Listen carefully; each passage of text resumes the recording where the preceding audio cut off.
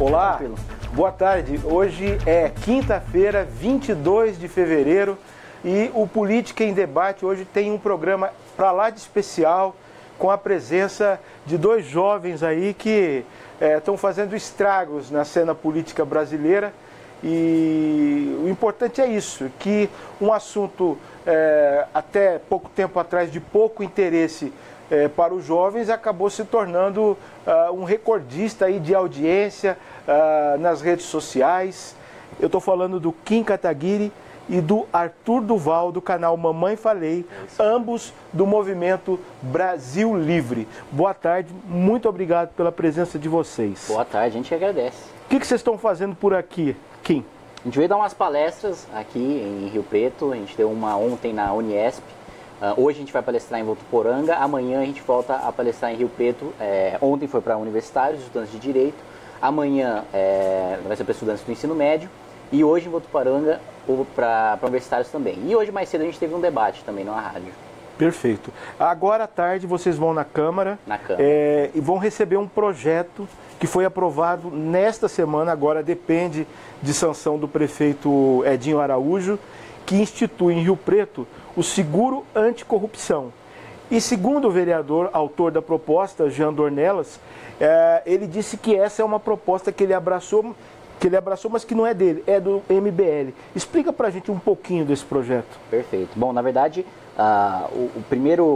o literalmente primeiro advogado dessa ideia aqui no Brasil foi o professor Modesto Carvalhosa, né, que tem defendido esse modelo que é similar ao modelo americano, em que basicamente quando você contrata uma obra pública, quando você contrata uma empresa privada para fazer determinada obra, uma ponte, um hospital ou o que quer que seja, você também contrata uma seguradora para que caso aquela obra atrase ou não entregue aquilo que foi prometido ou ocorra qualquer tipo de problema, a seguradora vai ressarcir o governo, vai ressarcir o Estado. Ou seja, você coloca um terceiro ente privado interessado, porque se houver qualquer tipo de escândalo de corrupção, atraso, ou incompetência ou negligência na obra, o Estado não vai ser onerado e aquela empresa vai estar lá sempre fiscalizando, além da fiscalização do próprio governo, né? Então, é uma maneira de você evitar escândalos de corrupção, tanto que nos Estados Unidos você vê que é raríssimo você ter um escândalo de superfaturamento de obras, por exemplo, justamente por causa desse sistema, né? Se houver um superfaturamento, a seguradora já não vai se interessar, a seguradora vai perceber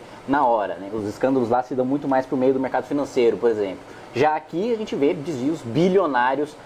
Exemplo maior, acho que foi a Copa do Mundo, né, que a gente teve diversos estádios que são verdadeiros elefantes brancos, a gente não usa para absolutamente nada hoje em dia, ou obras de infraestrutura que estão paradas há anos, isso em todas as cidades a gente tem, e que não aconteceria se tivesse seguro. E acho que Rio Preto está sendo vanguarda nesse sentido, né, porque é a primeira cidade a aprovar esse projeto. Perfeito. E não bastasse o dinheiro que é desviado, muitas vezes uma obra começa e não acaba, né? Perfeito. Perfeito. Aqui em Rio Preto a gente tem um exemplo, um fórum de justiça que está há 10 anos, ele terminou a obra, mas ainda não foi entregue. Mas ele ficou anos parados, né? Então, com o seguro, talvez essa situação não ocorresse. Talvez não, com certeza. Com certeza não. Lembrando que a gente também está com a presença do repórter de política do Diário, Rodrigo Lima, que está aí à disposição dos internautas que quiserem enviar perguntas para os dois. Show de bola. Arthur, vocês vão para o pau mesmo em 2018? O MBL vai lançar candidatos? Quem são esses candidatos? Você é um deles? O Kim é outro? Boa pergunta. Na verdade, o MBL trabalha em 3 pilares para a gente mudar o país, para a gente espalhar os nossos ideais liberais, né? O primeiro pilar é o da comunicação, né? A gente tratar de forma palpável, de forma agradável, assuntos que são densos, assuntos que são chatos. Às vezes política é chato. Se a gente começar aqui a falar de forma de previdência, a gente vai ter que falar uma série de dados, um monte de números, um monte de cálculos. Então a gente torna isso palpável para o público, nem que seja através de humor, por exemplo. Esse é um dos pilares que a gente trabalha.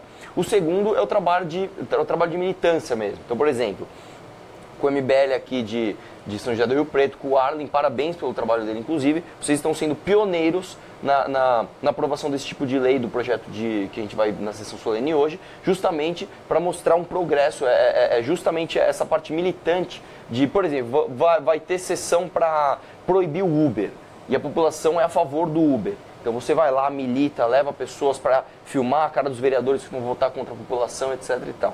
E nós temos a parte institucional, que é justamente o ponto que você tocou, que é fazer parte da política de maneira institucional, ocupando cargos, disputando eleição. Então, disputamos a eleição em 2016, vamos disputar agora em 2018 e pretendemos continuar disputando. Esse ano em São Paulo, eu pretendo sair para deputado estadual, o Kim para deputado federal, e vamos ter diversos candidatos em diversos estados, que tem que ter o viés liberal, tem que fazer parte de toda a militância, etc. E a gente pretende ocupar as cadeiras, sim, e ser uma parte ativa na política institucional do Brasil. E vocês já estão filiados em algum partido? Eu não, o Kim também não. Na verdade, o MBL trabalha de maneira suprapartidária, né? Ou seja, a gente... o Kim costuma falar isso bastante. Os deputados em Brasília, por exemplo, eles respondem muito mais às suas bancadas suprapartidárias do que aos seus próprios partidos, né? O deputado que é realmente votado, não aquele que é puxado e vota de acordo com o líder partidário, aquele que tem viés ideológico, aquele que tem propósito, ele normalmente responde muito mais à sua bancada suprapartidária, seja ela ruralista, bancada da Bíblia, bancada da Bala. A gente quer fazer uma bancada liberal, independente de partido. Então, a decisão pragmática de qual partido a gente vai decidir para ver qual que é a melhor estratégia eleitoral para 2018 em São Paulo, a gente ainda não tomou. Perfeito. Não estão namorando nenhum partido? Quem tem? Você, por exemplo, tem algum partido do qual está próximo? Olha, vocês têm um vereador em São Paulo, né? O Fernando Holliday, que é filiado ao Democratas, né? Isso. Existe uma conversação com os partidos? Eu acho que existe uma proximidade natural com os partidos nos quais a gente já elegeu quadros em 2016. Né? Então a gente elegeu, exemplo, o Fernando Holliday, né? Vereador pelo DEM, lá em São Paulo. A gente teve vereador eleito pelo PRB. A gente teve vereador eleito pelo PSD, a gente teve vereador eleito pelo PSDB, e a gente também teve pelo PV, né? Então esses partidos já possuem membros do MBL dentro deles, a gente já tem um diálogo com eles, mas por enquanto a gente ainda não definiu por qual a gente vai disputar a eleição. Perfeito. E candidato à presidência? Você já tem candidato à presidência? Por enquanto, ainda não temos candidato à presidência, mas a gente já tem duas condições ali sine qua non para a gente apoiar um candidato. Primeiro, é uma pauta forte na segurança pública, com substância, que fale sobre progressão de regime, que fale sobre a administração dos presídios, que fale sobre a lei penal, a lei processual penal, alguém que tenha um discurso rígido e um plano sólido para a segurança pública. E o segundo é um candidato liberal, economicamente, né, que vá continuar, por exemplo, o caminho da reforma previdenciária, privatização da Petrobras, da Eletrobras, fechamento ou mudança nos critérios do BNDES. Então, aquele que consiga juntar tanto as condições econômicas para fazer com que o país volte a crescer, como as propostas para a segurança, para que a gente finalmente deixe de ser refém de criminosos, o MBL pretende apoiar. Mas, por enquanto, a gente ainda não tem. Mas a ideia é que na eleição a gente tenha. Eu li que vocês estão hoje próximos aí do empresário Flávio Rocha, dono da Riachuelo, que tem pretensões aí de ser candidato, né? O próprio Fernando Henrique chegou a falar do nome dele, né? Como é que é essa relação? Por enquanto, o Flávio Rocha em si está um pouco relutante, assim, em oficialmente disputar mesmo, aceitar a candidatura à presidência da República. Mas caso ele se candidate, eu não tenho a menor dúvida de que ele seria um dos principais nomes ali que estariam na lista do MBL na hora da gente avaliar qual candidato a gente apoiaria, né? Acho que é um cara que tem experiência empresarial, tem experiência política, né? Já foi deputado federal, conjuga os valores que a gente considera que hoje são os mais urgentes para a sociedade, defende as pautas de segurança pública que a gente defende as pautas econômicas que a gente defende, mas, por enquanto, ele ainda não é candidato. E o João Amoedo? João Amoedo, eu acho que é um cara que, dos pré-candidatos até agora, é aquele que mais se encaixa na nossa ideologia, mais se encaixa naquilo que a gente acredita. A reticência que a gente tem em relação a João é justamente a viabilidade. Né, o Partido Novo está disputando a sua primeira eleição federal. Né, ele não tem governadores, ele não tem senadores, ele não tem deputados federais. E o João só vai ter, por exemplo, só 7 segundos na televisão para defender as suas propostas. Então, em termos de viabilidade, a gente acredita pouco provável que ele vá para o segundo turno ou que ele vença a eleição. Mas em termos de ideais, a gente concorda com o que ele defende. Entre as candidaturas mais tradicionais, embora ainda haja uma indefinição, sobretudo por conta de quem será o candidato do governo. Tem algum candidato que dá para conversar? Geraldo Alckmin, Ciro Gomes, Bolsonaro, esses nomes mais conhecidos aí. Por enquanto, nenhum deles. Nenhum deles. Bolsonaro. Me fala do Bolsonaro. O que o MBL acha do Bolsonaro? Muita gente faz confusão, né? Como ele defende pautas conservadoras, o pessoal acha que o MBL e o Bolsonaro é uma coisa só. É uma coisa só? Não é uma coisa só. Antes de qualquer coisa, é importante ressaltar que, por exemplo, acabei de falar que o candidato tem que ter propostas sérias para a segurança pública. O Bolsonaro tem um discurso correto na segurança pública, mas falta substância, falta de fato apresentar a plataforma que ele vai fazer, que ele vai resolver os problemas, né? Simplesmente chegar na presidência da República não resolve nada na segurança pública porque o presidente só manda na Polícia Federal. E o problema de segurança que a gente tem hoje, principal, é de crime como assassinato, roubo, assalto, furto, e isso é competência da Polícia Civil e Militar. E para resolver esse problema, o presidente da República, seja ele quem for, precisa de uma articulação no Congresso. E essa, na nossa opinião, é a principal falha do Bolsonaro. Ele não tem diálogo com o Congresso, ele não tem diálogo com deputados, com senadores. E aqui eu não falo de negociata, aqui eu não falo de reuniões escusas ali a portas fechadas para negociar propina, nem nada do tipo. Falo em diálogo mesmo, em conversa para de fato apresentar os projetos dele, para fazer com que eles avancem nas comissões, para fazer com que eles sejam aprovados. Isso, infelizmente, é uma coisa que ele nega. E não tem como presidente da República governar sem um Congresso. Ele não muda o nome de rua, ele não diminui 1 centavo de imposto se ele não tiver uma boa articulação no Congresso. E o segundo ponto é que as ideias dele para a economia aí já divergem das nossas para a segurança pública, que no caso a gente concorda com ele, que são mais nacionalistas, são mais protecionistas. Ele discursa mais no sentido de desenvolver a indústria nacional, de você ter incentivos, subsídios, de você ter barreiras comerciais para que outros países não tragam os seus produtos com tanta facilidade aqui para o Brasil. E a gente acredita que esse discurso já foi utilizado durante o regime militar ali mais de 20 anos, durante o governo Sarney, durante os governos petistas, e não funcionou. Só fez com que a gente tivesse produtos importados muito caros e produtos nacionais ruins. Perfeito. Arthur, o MBL teve um papel muito importante no impeachment da presidente Dilma, né? Vocês ajudaram aí na organização de movimentos de rua, de passeatas, etc. Dilma não está mais no governo, né? O PT parece que está indo para um buraco sem fundo. Isso também, de certa forma, Vocês não perderam uma bandeira? Aí você tem medo de que no futuro o MBL acabe se esvaziando justamente por não ter mais um inimigo em comum? Um inimigo fixo, não em comum, mas um inimigo fixo, que é o PT, a Dilma, etc. Excelente pergunta. Na verdade, assim, quando o MBL começou a articular o impeachment, tudo, a própria mídia tentou vincular o nome MBL a um movimento anti-Dilma, a um movimento anti-PT. Isso não é nenhum tipo de ideologia. Você ser contra um indivíduo ou um partido específico, isso não é uma ideologia. Isso é o que justamente difere o MBL de todos os outros movimentos que a gente viu crescendo por causa do impeachment e depois sumiram. O MBL ele tem concisão nas suas pautas. Nós temos ideais liberais e nós temos um projeto de país, nós somos propositivos. Então, enquanto muitos movimentos, a gente costuma até brincar, a gente chama dos movimentos lavajateiros, né? Contra a corrupção, a favor da paz mundial, mas não tem nada para propor, nada substancial. Quando chega um tema polêmico, prefiro não me manifestar aqui, fico meio, fica naquele discurso do senso comum, naquele discurso do que é politicamente viável no momento.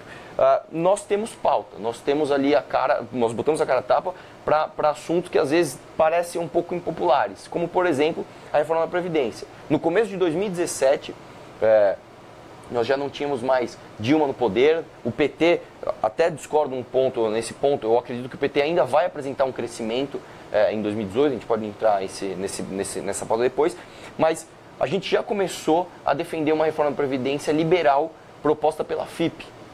E é difícil você comunicar às pessoas de como que funciona, que foi baseado inclusive na Previdência do Chile e com alguns defeitos consertados, enfim. Então, isso é uma pauta que não tem nada a ver com o PT, não tem nada a ver especificamente com Lula e Dilma, mas é uma pauta que, sim, combate de frente as ideias esquerdistas e populistas do nosso país. Agora, sim, mesmo que o PT não existisse, mesmo que não existisse mais o partido lá, PT, explodisse, acabou o PT, não conseguiu eleger um deputado federal em 2018, ainda assim, o MBL ainda teria muito trabalho, tem muito crescimento para apresentar, justamente porque o nosso país, ele é um país de extrema esquerda. A gente acha que o nosso país é um país social-democrata, a gente acha que é um país ali meio de centrão, não é. Nosso país tem uma constituição esquerdista, a gente tem uma série de leis que puxam o nosso país para a esquerda, dificultam o empreendedorismo, dificultam a geração de riqueza, né, e com isso também a distribuição de riqueza. Então acho que tem muita e muita pauta para o MBL ainda se destacar daqui para o futuro. Se me permite complementar, acredito que existe essa imagem que setores da imprensa tentaram pintar de que, como o Arthur colocou, o MBL é simplesmente um movimento Dilma, um movimento anti-PT. Mas não se trata de ser simplesmente contra o PT porque a gente não gosta de vermelho ou porque a gente não gosta especialmente da Dilma ou do Lula. Ser contra o PT é a consequência daquilo que a gente defende. Não é a origem do que a gente defende. O MBL surgiu para defender democracia, para defender livre mercado, para defender os valores que mantêm a nossa sociedade ocidental livre como ela é. E o PT desrespeita esses valores. Assim como vários quadros do PSDB, do PMDB, de outros partidos políticos. Não se trata de uma coisa única e exclusivamente contra o PT. Exemplo, enquanto ainda era governo, tanto Lula como Dilma defendiam reforma previdenciária. E a gente apoiava. Agora que eles passaram a ser oposição, eles estão indo contra a reforma da Previdência. A gente não apoia porque o PT é contra. O PT já apoiou e a gente também apoiava na época. Ou seja, a nossa posição é baseada em valores, não em partidos políticos e nem em pessoas. Então, uma crítica que se faz muito a vocês, né, e que pelo menos é o que eu leio nos jornais, é que o MBL é seletivo nas críticas. Critica muito o PT, mas não critica os outros partidos. Da mesma forma, com a mesma virulência. PSDB, PMDB... Eu acho que falta então um pouco de acompanhamento desse pessoal da própria página, porque assim, infelizmente isso acontece muito com todas as pessoas. Quando a gente discorda de alguém, a gente tende a taxar essa pessoa, a gente tende a xingar, a tentar desmoralizar, descredibilizar o que a pessoa está falando, atacando a pessoa pessoalmente. Então, o MBL apresenta, por exemplo, um parecer favorável à reforma trabalhista. A reforma trabalhista vem do Temer. Eu não votei no Temer, eu não confio no Temer, mas a reforma trabalhista é algo que eu acho positivo. Então, como que a pessoa debate a ideia, por exemplo, da reforma trabalhista? Em vez de sentar, analisar os dados, estudar numericamente quais são os impactos da reforma trabalhista, a pessoa simplesmente está, você está com o Temer. Não, eu não estou com o Temer. Tanto é que as críticas que existem na página do MBL são gerais. Se você pegar, vocês não criticam, por exemplo, o PSDB, a pessoa não acompanhou a página. Eu posso citar de cabeça aqui várias vezes que criticamos o PSDB. Por exemplo, vou dar um exemplo aqui. Quando o Aloysio tentou passar a nova lei de imigração. Nós somos um dos primeiros movimentos a entrevistar o Luiz Felipe de Orleans e Bragança, publicar e deixar público que a gente era completamente contra aquela anomalia que estava acontecendo. Um outro exemplo bem interessante, em São Paulo, nós apoiamos o João Dória para a prefeitura, que era o melhor nome, inclusive na época, você tinha lá Celso Russomano, tinha Fernando Haddad, enfim, apoiamos o Dória, ele entrou com um discurso liberal, fez um bom trabalho no começo, e quando ele começou a errar nos seus discursos, na sua maneira de agir, nós começamos a criticar. Eu, pessoalmente, posso falar que eu fui o primeiro cara da internet toda a fazer um vídeo contra o Dória, quando ele, por exemplo, falou a favor de taxar serviços de streaming. Isso é uma política completamente antiliberal. Eu fui o primeiro, no mesmo dia em que ele falou aquilo, à noite eu já soltei um vídeo criticando. O próprio Fernando Holliday, vereador de São Paulo pelo MBL, foi o mais forte opositor do próprio Dória quando ele tentou ali regulamentar o Uber e acabar com a viabilidade de um aplicativo que todo mundo acha extremamente positivo. Né? Enfim, entre outros. Então, assim, quando a pessoa fala, vocês não criticam tal ou tal partido, é simplesmente uma falta de pesquisa. É a preguiça da pessoa ir lá pesquisar o que ela está falando e simplesmente cair num discurso pronto que alguém colocou para ela com preguiça de discutir aquilo que está sendo discutido no momento. E tem outro ponto também, né? A gente critica todos os partidos políticos, mas o PT tem algo em especial que, além de corrupto, ele é um partido totalitário. É um partido que não só quer assaltar os cofres públicos, como assaltou, mas como tem um projeto de poder de limitar, por exemplo, o Lula falando que o primeiro dia que ele foi eleito, no outro dia vai ter jornalista preso, né? A regulamentação que eles falam da mídia, a democratização que não passa de censura. O Petrolão e o Mensalão em si foram projetos totalitários, não foram projetos só de corrupção.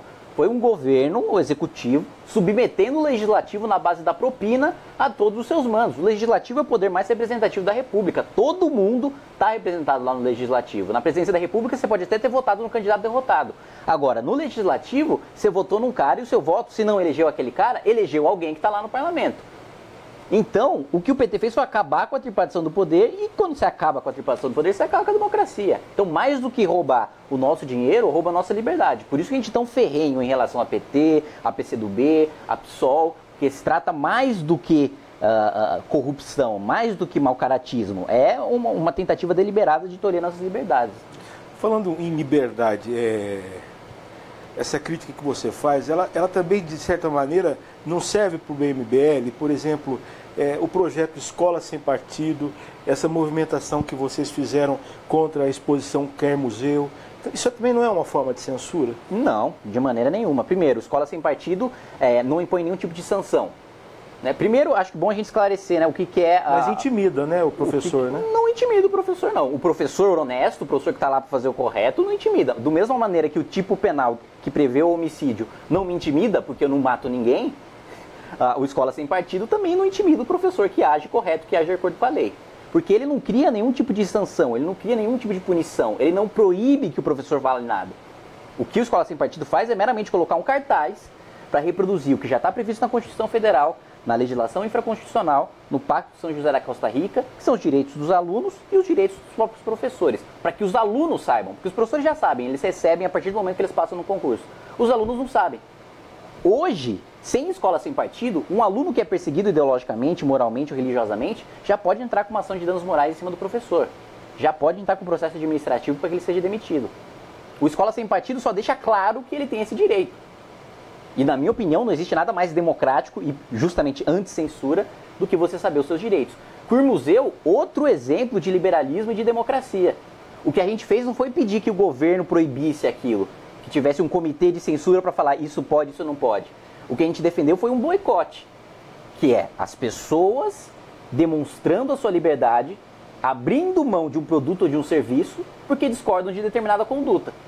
E eu achei engraçado a esquerda ser contra esse boicote, porque foi a primeira vez que a esquerda quis que a população fosse obrigada a ser cliente de banco. Porque o que a gente fez? Promover um boicote a um banco. A esquerda não diz combater os banqueiros brancos de olhos azuis, como dizia o Lula. O contrário do que a gente fez do boicote é você obrigar as pessoas a continuar financiando uma empresa que estava financiando uma exposição, não só com dinheiro privado, mas com dinheiro público, que estava em desacordo com os valores daquelas pessoas. Agora, a proibição a gente nunca defendeu. Não, justamente o contrário. E duas curiosidades sobre o Queer Museu, né? A primeira é o seguinte, por incrível que pareça, o boicote não partiu da gente. O MBL não viu a exposição e falou, vamos fazer um boicote? Não. O boicote foi promovido espontaneamente pelas pessoas que inicialmente estavam mais próximas da manifestação, pessoal de Porto Alegre, e quando isso se espalhou, o MBL simplesmente potencializou a informação que as pessoas espontaneamente já estavam emitindo. Esse é o primeiro ponto interessante. O segundo ponto é como as pessoas conseguem distorcer a realidade e até vindo de fontes supostamente críveis, né? de pessoas de credibilidade. Nós tivemos um jornalista que eu particularmente admirava, né? Você pega o Ricardo Boechat, falando na rádio ao vivo, para toda a audiência dele, que o Kim Kataguiri era um nazista e tentou impedir fisicamente as pessoas de assistirem à palestra. Eu fico imaginando o seguinte, imagina o Kim com esse tamanho todo, impedindo fisicamente na porta, empurrando as pessoas. Você chegou aí para Porto Alegre? Não, ele nem foi para Porto Alegre. Então, aí vem a guerra de narrativa. Seus censores, vocês querem censurar, mas a gente não quer. Aí é lógico que tem os excessos. Lógico que tem gente que fala, vamos passar uma lei, aí começam aquela, joga tudo no mesmo balde. Por exemplo, existem projetos de lei que querem que a pessoa, para fazer uma peça de teatro, tenha que pedir autorização para algum órgão público para fazer uma piada, por exemplo, sobre determinada religião. Isso não tem nada a ver com a exposição Crime Museu. Isso já é outro projeto. Eu, pessoalmente, jamais apoiaria algum tipo de... Você queria pagar, inclusive, censores para ler uma obra de arte, alguma coisa, e falar isso pode, isso não pode. É justamente o oposto que a gente prega. A gente prega justamente que a sociedade tenha livre iniciativa e livre espontaneidade para se manifestar de maneira completamente voluntária. Vou rebobinar um pouco a nossa conversa por conta da interferência do que a gente partiu para esse assunto. Sim. Mas você estava falando do Dória. O Dória sinaliza aí que vai abandonar a Prefeitura de São Paulo para ser candidato a governador pelo PSDB. Você concorda, acha legítimo essa decisão, se ela ocorrer, Sim. dele deixar a Prefeitura pela metade, nem pela metade, né? É um ano só, para ser candidato a governador, ou você acha que ele está cometendo um erro, que ele deveria cumprir o mandato de prefeito até o fim? Bom, eu pessoalmente acho que foi um erro quando ele falou que, não, eu não vou sair da Prefeitura de jeito nenhum. Eu acho que isso é um erro de qualquer candidato, de qualquer pessoa, inclusive, que ganha a eleição. Porque você não sabe o dia de amanhã, né? Se, por exemplo, você está ali, vou dar um exemplo bem esdrúxulo, você ganha ali uma prefeitura pequenininha, de repente você tem possibilidade de ser o presidente da República. Por que você recusaria uma missão que às vezes pode ser inclusive até maior do que você? Né? Bom, se você tem uma missão, se as pessoas estão clamando para você ser presidente da República, de repente, você tem que ir. Então eu acho errado a pessoa se comprometer logo de cara, eu não vou sair daqui de... Não, eu acho que a pessoa tem que, estou aberto a novas possibilidades o tempo todo. Agora, no caso do Dória abandonar a prefeitura para se tornar candidato ao governo do estado, eu acho que assim, seria bem arriscado eleitoralmente falando. Primeiro porque eu acho que ele vai se queimar, em vista até... pelo histórico, por exemplo, do José Serra, que já fez isso, né? E parece que os candidatos do PSDB, eles têm essa marca estampada na testa. Você vai entrar ali para a prefeitura, você logo vai sair para disputar o governo, a presidência ou qualquer outra coisa. Então, eu acho que isso vai pesar forte na decisão dele. E um segundo ponto também é o seguinte, a viabilidade dele enquanto candidato. Porque, infelizmente, a gente não vê hoje claramente quais são os nomes que disputariam o governo do estado, mas o cenário está bem feio. Se você pegar os nomes possíveis para o governo do estado, você vê que, cara, não tem um nome que você pode ir lá e falar, não, esse cara eu apoio com certeza. Então, assim, é um cenário bem complicado. É impressionante, um cargo tão importante como o de governador de São Paulo não tem um nome de expressão, né? O próprio PT fala em Luiz Marinho. Quem é Luiz Marinho, né? Tudo bem, foi ministro, foi ex-prefeito, mas é um nome pouco expressivo, né? Até só dando completando o que eu falei no começo do PT, as pessoas têm, inclusive, uma mania errada de falar, não, agora o PT acabou. E eu acho o contrário, né? Porque a gente tem, por exemplo, o centrão do Congresso Nacional extremamente grande, né? O centrão é que define o futuro do país. Você tem ali os candidatos da base, os candidatos da oposição, tem uns pontos ideológicos ali, um aqui, outro ali, mas a grande massa de deputados ali é o centrão, aquele que vota de acordo com o líder partidário, vota de acordo com o cargo que ele vai receber em troca de uma votação.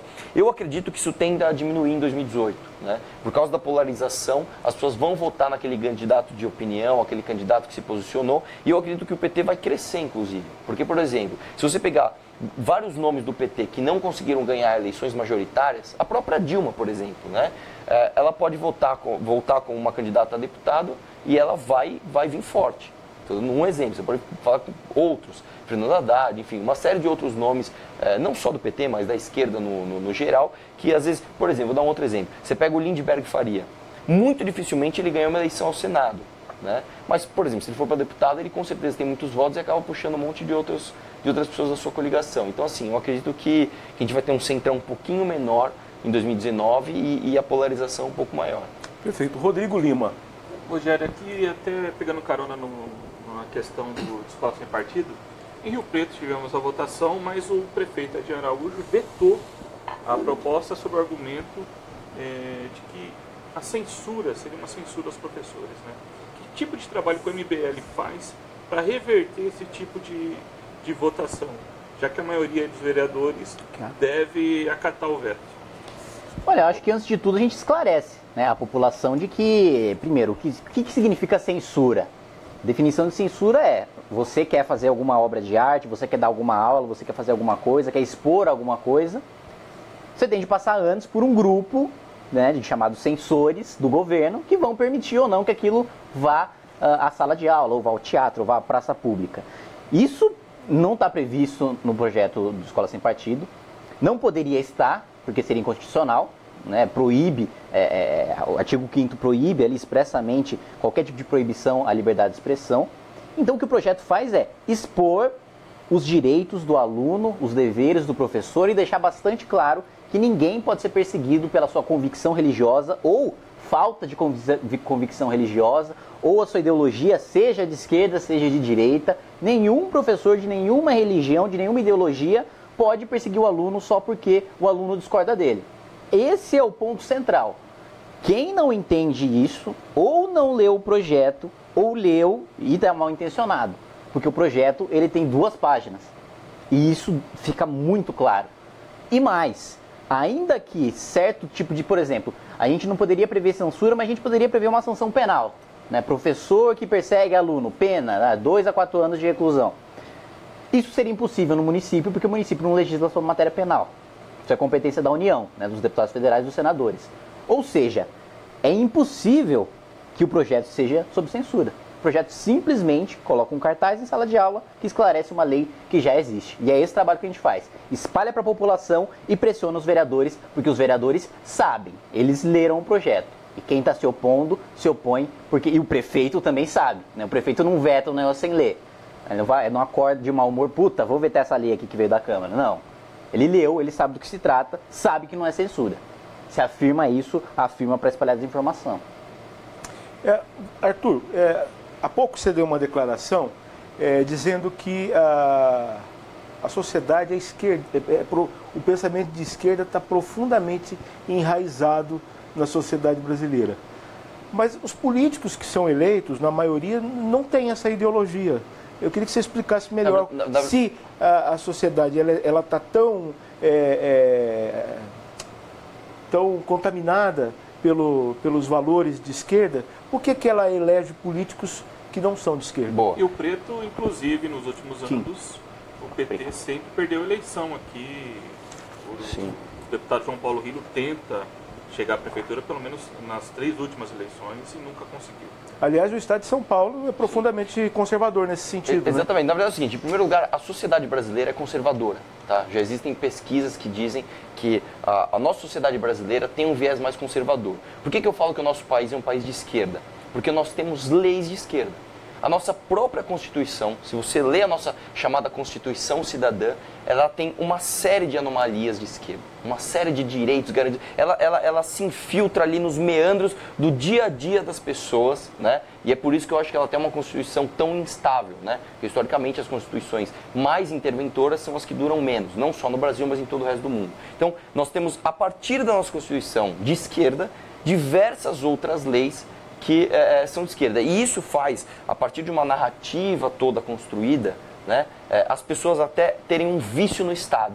Eu costumo dizer que as pessoas elas são viciadas no Estado. As pessoas não gostam de políticos, né, mas gostam do Estado, gostam do papai Estado. Então, é todo um trabalho de comunicação, de reeducação das pessoas para desintoxicar desse vício. Vou dar um exemplo para você bem esdrúxulo aqui. Por exemplo, em São Paulo, nós temos uma lei que regulamenta a densidade da massa do pastel. E nós pagamos um fiscal para analisar isso. Aí eu pergunto para você, você acha que a sociedade não sabe escolher a densidade da massa do pastel que ela quer? Dá outro exemplo para você. Nós temos leis que regulamentam o tamanho da mesa de bilhar num boteco. Você acha que a sociedade seria a favor de pagar um fiscal para fiscalizar as mesas de boteco da onde ele frequenta? E por que que isso acontece? Justamente pelo defeito de representatividade que a gente tem no nosso Congresso, né? Menos de 10% dos deputados que nós temos lá hoje são puxados, sobem com votos próprios. A maioria de que está lá foi puxado. Vou dar um exemplo clássico. A gente pega o nosso estado aqui, recordista de voto, Tiririca. Voto de protesto, pior que tá, não fica, vamos votar no Tiririca. Teve lá 1.600.000 e poucos votos. Ele puxou mais 7 ou 8 pessoas. As pessoas nem sabem o nome dessas pessoas. Ah, votei no Tiririca. E os outros 7? O Tiririca é um voto. E os outros 7? Pô, as pessoas nem sabem que elas ajudaram a eleger outros políticos que estão nem aí para a opinião dele. Quer ver um outro reflexo disso? A maioria da população, a esmagadora maioria da população, aprova o Uber. Acredita que o Uber é algo positivo, que veio para ajudar as pessoas. Nós tivemos uma votação no Senado no final do ano passado que quase inviabilizou o Uber.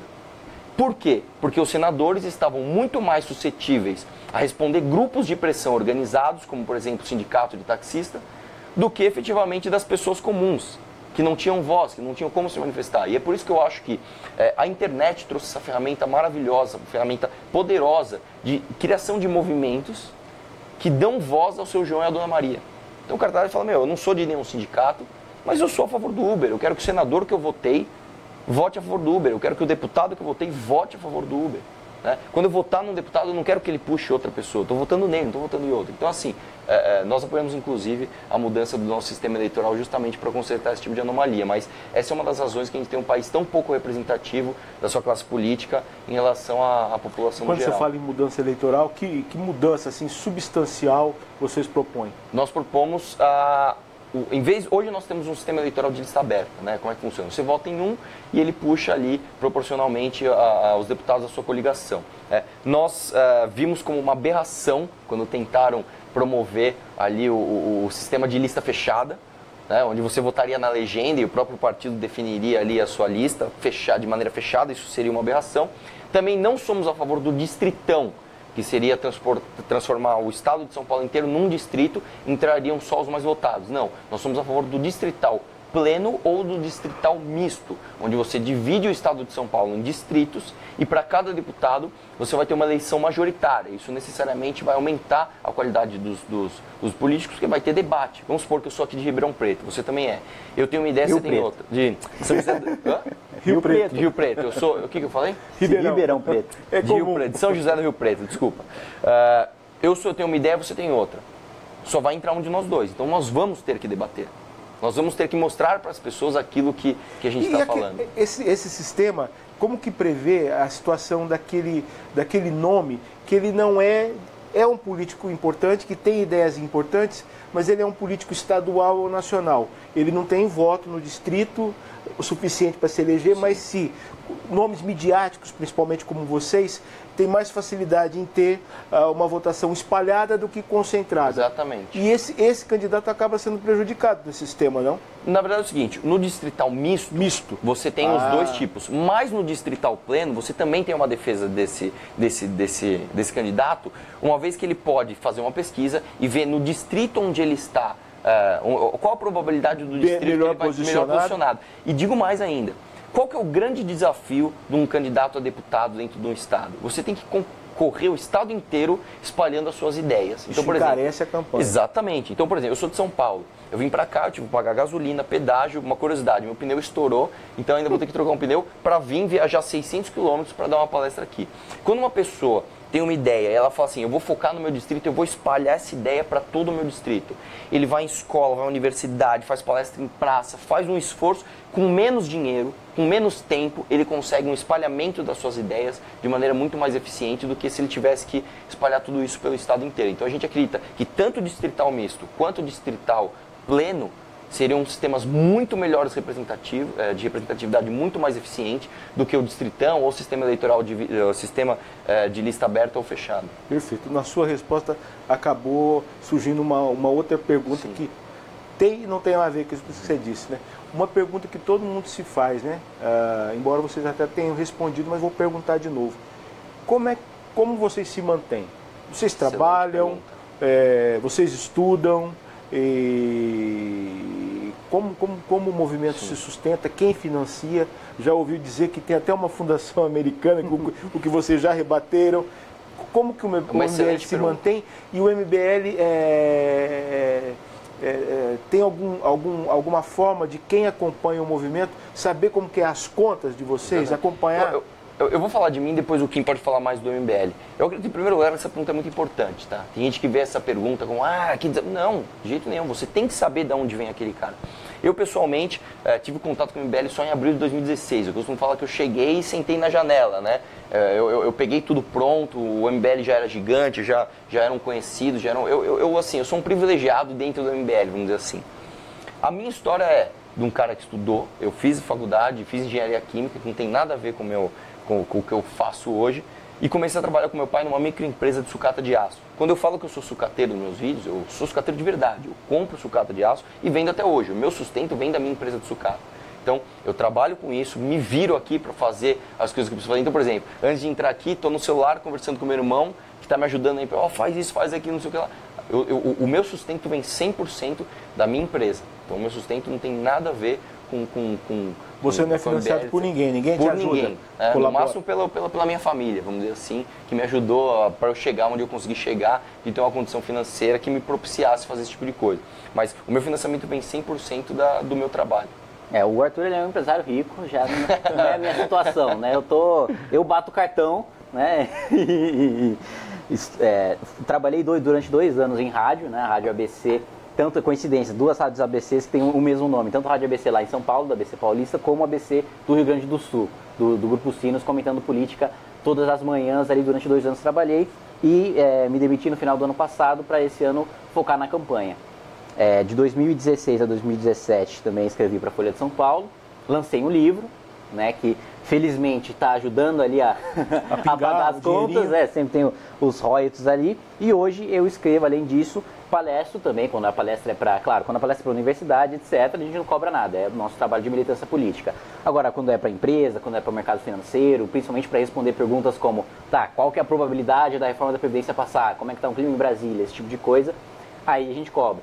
E hoje eu escrevo para o IRI, que é o Instituto de Relação Estado-Empresa, todos os meses também recebo para isso. E o MBL em si, ele tem 3 fontes de financiamento. A primeira e a principal é o apoiador que está lá todo mês doando seu dinheiro. Então tem até uns nomes lá que a gente usa de piada, né? O cara que doa R$30 lá é o agente da CIA, até um tempo atrás ele até ganhava uma carteirinha assim de agente da CIA, e o cara que doa mais, lá, não me lembro o valor, é o exterminador de pelegos, né? São esses os apoiadores do MBL. Aí depois vem os famosos pimbas, né? Que são... A gente tem um canal no YouTube, todo dia a gente faz um jornal, à noite, às 7 horas da noite. Ao vivo, que é o MBL News. E a gente fala as principais notícias do dia e no final a gente abre espaço para pergunta. O YouTube tem um mecanismo em que você paga para enviar uma pergunta e esse é o nosso segundo mecanismo de financiamento. O terceiro e menos lucrativo, digamos assim, o menos importante, é venda de produto, caneca, camiseta, coisas do movimento em si. Qual é o valor da arrecadação mensal do MBL? É difícil falar num valor fixo porque tem muita doação esporádica, mas eu diria que seria cerca de uns R$30 mil em média, assim. Sim. Você tem salário da MBL, Arthur também? Não. Não, também Essas não. palestras custam quanto a pessoa quiser? Aí depende do caso. Depende da empresa. Só para você ter, nesse caso aqui, é 0, tá? Nós viemos a 3 palestras. O custo de uma palestra? Depende da empresa, depende sobre o que quer saber a palestra. Varia de quanto? De Qual quanto é o preço a quanto? mínimo? Pode chegar a quanto ou no mínimo quanto? Pode ir ali de uns 5 a 15 mil reais. Eu estou perguntando, Rogério, porque essa é uma das curiosidades aqui do pessoal na internet. Até que sua preocupação, não sei qual é a preocupação da sua profissão, o pessoal questionando bastante sobre isso, né? Eu sou estudante de Direito também. Você fazia economia, né?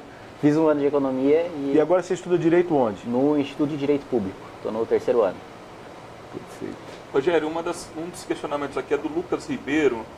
ele fala sobre todos os atos, as manifestações que nós tivemos.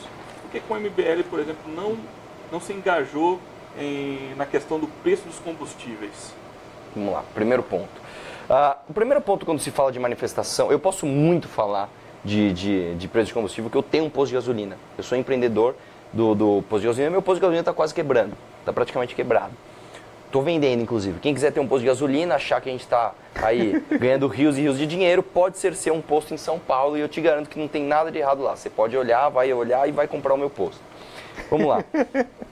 A questão das manifestações, de uma maneira geral, sempre que perguntam por que o MBL não faz manifestação pelo voto impresso? Por que o MBL não faz manifestação contra o preço das gasolinas? Infelizmente, a gente não tem um botão que se aperta lá e pá, aparece 1 milhão de pessoas na Paulista.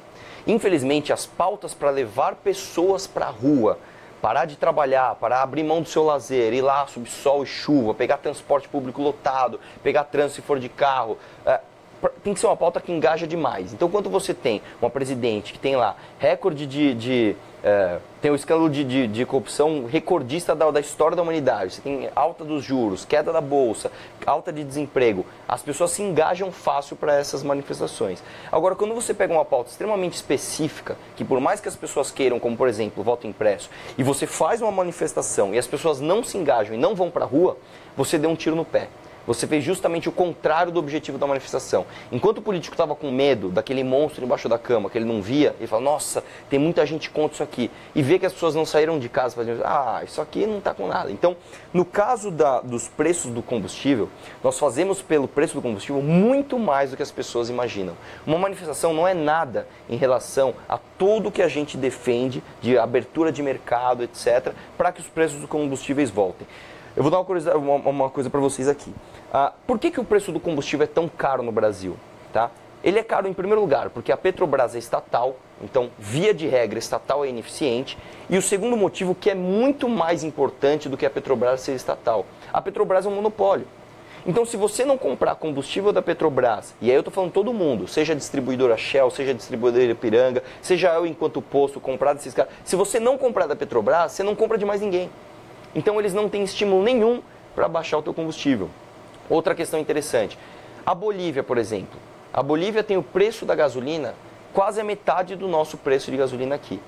Só que elas compram da Petrobras. Por que a nossa gasolina, que é fabricada dentro do Brasil, sabe aquele papo, o petróleo é nosso, o petróleo é nosso? Por que o petróleo é nosso e nós pagamos mais caro na gasolina aqui do que o nosso petróleo vendido na Bolívia? Porque a gente paga mais de 50% de imposto no litro de gasolina. Quando você vai lá encher o tanque do teu carro, que você paga lá R$100, R$57 é para pagar rombo de previdência, super salário do juiz, todos esses escândalos de corrupção que você vê, e aí R$43 vai para o teu tanque. Então, o preço da gasolina, ele é muito, muito, muito caro e anômalo no Brasil por causa de uma questão muito mais profunda, que é o fechamento do mercado pela ANP e o monopólio estatal da Petrobras. Falando em imposto, o insuspeito Armínio Fraga, ex-presidente do Banco Central, que trabalha no mercado financeiro, disse numa entrevista no final da semana passada ao jornal Valor Econômico que rico não paga imposto no Brasil. É isso? É verdade? Posso? Vamos lá. O que ele falou em partes é verdade, tá? Não é que o rico não paga imposto, ele paga, só que ele paga proporcionalmente menos do que o pobre. Por quê? E aí vamos na origem do problema. Vamos supor que você é um governante, você precisa arrecadar mais. Se você aumentar o imposto de renda, todo mundo vai ficar bravo com você de uma vez. A sua popularidade vai cair imediatamente. Aumentou a imposto de renda, pá, caiu a popularidade. Então o que os governantes do Brasil fizeram até hoje? Em vez de aumentar o imposto de renda, aumenta o imposto em produtos e serviços específicos. E aí o que acontece? Vamos supor que você fabrica camiseta. Primeiro você vai lá e aumenta o imposto do algodão. Só o pessoal do algodão vai reclamar. Depois o pessoal da camiseta vai reclamar. Quando o consumidor final se der conta de que ele está pagando mais caro a camiseta por causa do imposto, já foi. Então o nosso Brasil é infelizmente viciado em imposto em produto e serviço. Então, proporcionalmente, quem é que consome mais do seu salário? É o pobre. Então, vamos lá. Vamos supor um cara muito rico e um cara muito pobre. Os dois vão comprar o mesmo feijão no mercado. Proporcionalmente, o pobre está gastando muito mais do seu salário com o imposto daquele mesmo feijão que o rico está pagando. Então, é verdade que os ricos no Brasil pagam menos impostos do que os pobres. Aqui no Brasil nós temos uma máquina de tirar dinheiro de pobre e dar para rico, infelizmente. E o MBL tem uma proposta para isso? A proposta do MBL é justamente diminuir o imposto no consumo e equalizar o imposto no imposto de renda, né? Porque não é... Primeiro que não é eficiente você focar todos os impostos no consumo, porque você desestimula o consumo, desestimula a produção, estimula o desemprego, né? E a pirataria. E segundo, porque é absolutamente injusto, né? Você ter ali proporcionalmente, como o Arthur bem colocou, o cara que ganha um salário mínimo tem que gastar mais do seu salário com feijão, com arroz, com pasta de dente, papel higiênico, toalha, do que o rico que compra tudo isso e coloca a maior parte do seu dinheiro em ativos que vão estar lá rendendo e vão estar sujeitos a menos impostos do que o consumo, né? Então, nesse sentido, a nossa proposta é... Aliás, isso leva a um tema maior, que é o Pacto Federativo, né? O que a gente defende enquanto distribuição de imposto? Hoje, na nossa opinião, um dos grandes problemas da má administração do poder público é a concentração de poder em Brasília. Porque, se não me engano, 87% do orçamento está lá. O resto está nos estados e nas cidades. Mas quem mais entende do problema de Rio Preto? O prefeito de Rio Preto, o vereador de Rio Preto. Quem mais entende dos problemas de São Paulo? O governador de São Paulo, o deputado estadual de São Paulo. Por que eles têm que mendigar dinheiro, mendigar lei, explicar a situação do estado, explicar a situação da cidade lá para um deputado federal, lá para um ministro, para ir conseguir alguma coisa? Não faz o menor sentido. A gente tem de inverter essa pirâmide, tem que ficar mais dinheiro no município, depois estado, depois para Brasília. E a gente defende também que os estados possam legislar sobre matéria civil, sobre matéria penal, como acontece nos Estados Unidos. Ah, tal estado quer legalizar droga, tal estado quer pena de morte, tal estado quer legalizar porte de arma, tal estado quer proibir. E cada um vive no estado que quiser, para que a gente não tenha todo esse poder centralizado. Quanto mais descentralizado for, por menos camadas o dinheiro vai passar. Quanto menos camadas, pela mão de menos políticos que o dinheiro passar, menos burocratas, menos corrupção vai ter, mais economia e menos impostos tem que pagar. Rodrigo, mais perguntas? Rogério, a questão aqui sobre tentaram roubar a marca do MBL em algum momento, um dos comentários aqui feito pelo Adilson Pereira Júnior. Na verdade, um ator sim, tentou se apropriar. Não, a gente pode falar nominalmente, isso é muito curto, não vale a pena nem se estender. O Alexandre Frota tentou ali pegar juridicamente a marca do MBL, obviamente não conseguiu e não vai conseguir, mas mesmo que ele tivesse conseguido, alguém acha que o Alexandre Frota foi realmente o responsável por tudo que o MBL fez? Então, mesmo que um dia ele tivesse conseguido, que ele nunca vai conseguir, de qualquer forma seria totalmente ineficiente. Então foi uma ação simplesmente para chamar atenção, eu acho que nem vale a pena tocar muito nesse assunto. Outra questão também, Rogério, você falou sobre Brasília, a questão dos deputados, né? Qual o grau de influência do MBL hoje entre os deputados federais? Olha, acho que, principalmente em pautas econômicas, o MBL é hoje, acho que uma das instituições mais influentes no voto dos deputados. Isso por quê? O Congresso ele é pautado por corporações, né? Quem decide o voto de um deputado é determinado sindicato que pressiona ele, é determinada associação, é determinado sindicato patronal, é determinada associação de juiz ou de promotor ou do que quer que seja. O MBL é a corporação do interesse público, é o lobby do interesse público. Então, enquanto tem sindicalista do táxi indo lá, batendo de gabinete em gabinete, enchendo o saco de deputado e de senador para eles votarem contra o Uber, o MBL está lá fazendo o contrário. Enquanto tem sindicalista indo lá, batendo de gabinete em gabinete, para que não se acabe com o imposto sindical, o MBL foi lá, em nome do interesse público, bateu na porta e pressionou os deputados para que eles votassem a favor. E isso vem em duas medidas. Primeiro, em criticar o populismo de todos aqueles que estão votando contra essas pautas do interesse público. E segundo, de levantar aqueles que votam a favor, né? Que antes não existia. O cara votava a favor do interesse público, apesar dele estar representando a maior parte da população, primeiro, ninguém ficava sabendo, não tinha um meio de comunicação para isso, e segundo, a população não era organizada para ajudar esse deputado a levar essa pauta em frente ou para aumentar a popularidade desse deputado. Hoje o MBL funciona como canal de comunicação para fazer com que isso se espalhe e também como uma ponte da sociedade civil, que não é organizada e a maior parte nunca vai ser, com a classe política. Gente, já estamos indo aí para quase 1 hora de programa. Os dois aqui têm compromisso na Câmara de Rio Preto, daqui a pouco, às 16 horas. Quem quiser aparecer lá por lá para conversar com eles. Mas eu vou fazer duas perguntas, uma encavalada na outra, antes da gente terminar. A intervenção, o assunto do momento, a intervenção federal no Rio de Janeiro. Tem alguns críticos, né, à medida, como o professor Marco Antônio Villa, que acha que essa intervenção foi pela metade. É capenga. Já que vai intervir, devia intervir completamente, arrancar o pezão de lá e tomar conta do Estado. Porque a corrupção não está só na polícia, mas está ali, permeou todo o Estado do Rio de Janeiro. Queria saber se você concorda com isso, o que você acha da intervenção. E, junto com essa pergunta, falar do Milton Friedman, né, que é o papa aí do Prêmio Nobel, papa do pensamento liberal econômico, que defendeu lá atrás que a guerra contra as drogas é uma guerra infrutífera, que ela está fadada à derrota, né? E a gente está percebendo isso no Rio de Janeiro, né? O tráfico parece ter dominado.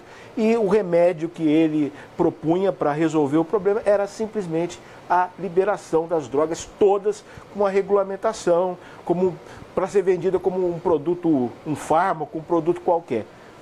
Você concorda com o Friedman nesse ponto? Não? Perfeito, vamos lá. Concordo em partes com os dois, né? Tanto com o Villa como com o Friedman. O que eu discordo do Villa? Primeiro que não existe saída dentro do Estado Democrático de Direito, dentro da Constituição, para fazer aquilo que ele defende. Simplesmente você não pode afastar um governador do cargo. Todo mundo sabe que o Pezão é ladrão.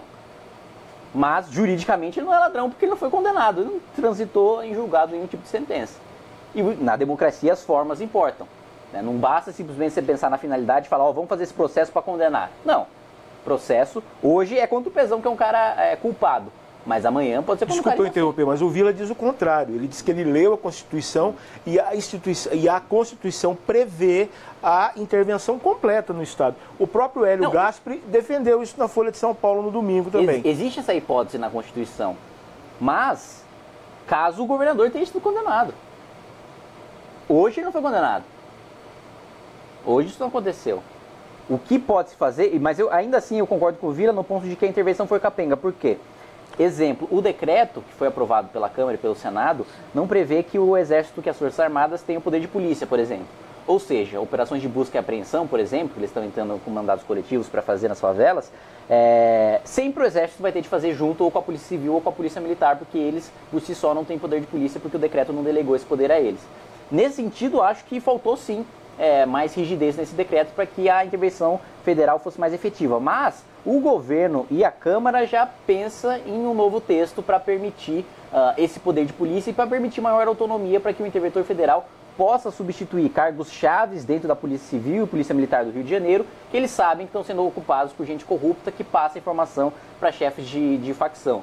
Nesse sentido, concordo com o Villa, é o capenga que tem que ser completado, mas não tem como a gente simplesmente tirar o governador de lá em detrimento das leis.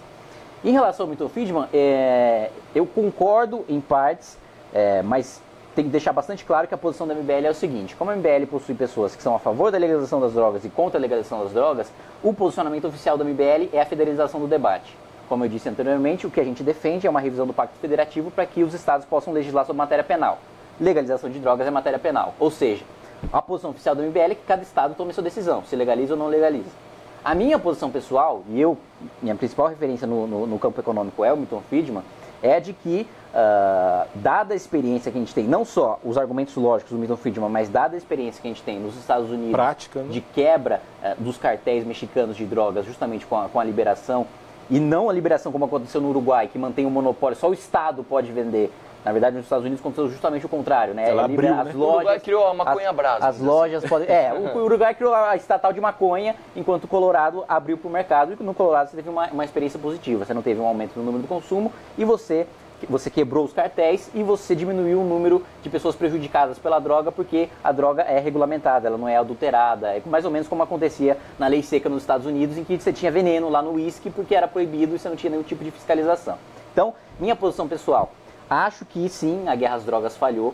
Acho que a maconha é uma droga que comprovadamente, ou ao menos ao que os maiores indícios indicam, dificilmente seu usuário causa danos a outras pessoas, dificilmente como um usuário de cocaína ou como um usuário de crack. De álcool, de álcool, pega um carro. Ele vai cometer um crime para sustentar o seu vício, né? A probabilidade é muito menor, e a droga em si tem um efeito lesivo que parece, pelo menos até onde se demonstra agora a sociedade, se resume ao indivíduo e não espalha aquilo na sociedade. Então, nesse sentido, pela liberdade individual e pela falha da guerra às drogas, eu sou a favor da legalização da maconha, mas discordo do Friedman em relação às outras drogas pelo meu lado conservador. E o que eu quero dizer com o meu lado conservador? A gente não tem experiências bem-sucedidas de países que legalizaram heroína, cocaína ou as outras drogas mais pesadas. Não tendo essa experiência, eu não quero que o Brasil seja o laboratório para isso. Agora, da maconha a gente tem razoavelmente certa segurança, então acho que nesse sentido... Mas isso pouco resolveria no caso do Rio, já que o problema do Rio maior é também a cocaína, né? O maior é a maconha, na verdade. A maconha é o carro-chefe de tudo. De tudo. Esmagador é a maconha. Isso não só no Brasil, não só no Rio de Janeiro, em qualquer outro país. O carro-chefe de traficante eu digo assim, do ponto de vista estratégico, se você não libera, não legaliza a cocaína, continua havendo tráfico.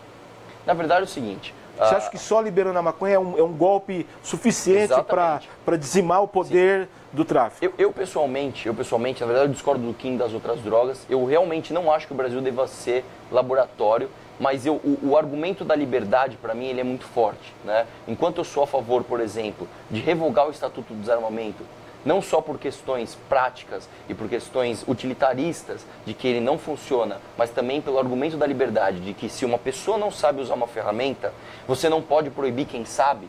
Eu acredito que isso também deva existir para drogas, por exemplo. Se uma pessoa, e eu dou sempre esse exemplo, as pessoas até dão risada de tão caricato que ele é. Imagina um senhor de 80 anos de idade que descobriu que tem um câncer terminal e vai morrer em 6 meses. E esse senhor fala, eu quero passar meus últimos 6 meses usando heroína. Ele deu na cabeça dele lá. Quem sou eu, ou quem é as pessoas designadas para isso, que tem moral para falar para ele, não, você não pode passar os seus últimos 6 meses de vida, depois de 80 anos de trabalho, usando a droga que você escolheu. Aliás, tem um filme excelente que mostra essa situação chamado Invasões Bárbaras. É mesmo? Um filme canadense. Interessante, meu. Legal, eu gosto muito de filme, cara. Não conhecia esse, eu vou assistir com certeza. Então, assim, eu acho que esse argumento da liberdade, ele pesa muito. Mas eu tenho um pensamento antirrevolucionário. Eu não acho que a gente deve amanhã, de repente, descriminalizar e ver o que acontece.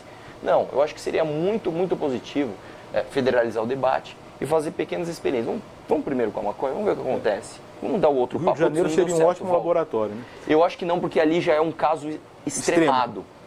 Eu acho que a gente deveria ir num lugar menor, e ver o que acontece. E vocês têm alguma expectativa positiva em relação a essa intervenção no Rio de Janeiro? Vocês acham que ela pode dar certo? E, não tem como não perguntar, isso pode cacifar uma candidatura do presidente Michel Temer à reeleição, que hoje todo mundo acha uma carta fora do baralho?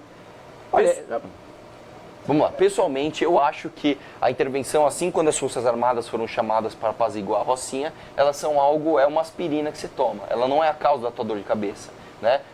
Vamos supor que você dorme mal todo dia porque teu vizinho está fazendo barulho. Você toma uma aspirina, você vai sentir um alívio imediato. Só que isso, ao longo dos anos, não vai se curar. O seu problema é o seu vizinho ali. Então, eu acho, sinceramente, que a causa da violência no Rio, uma delas é justamente a guerra às drogas falida. A outra...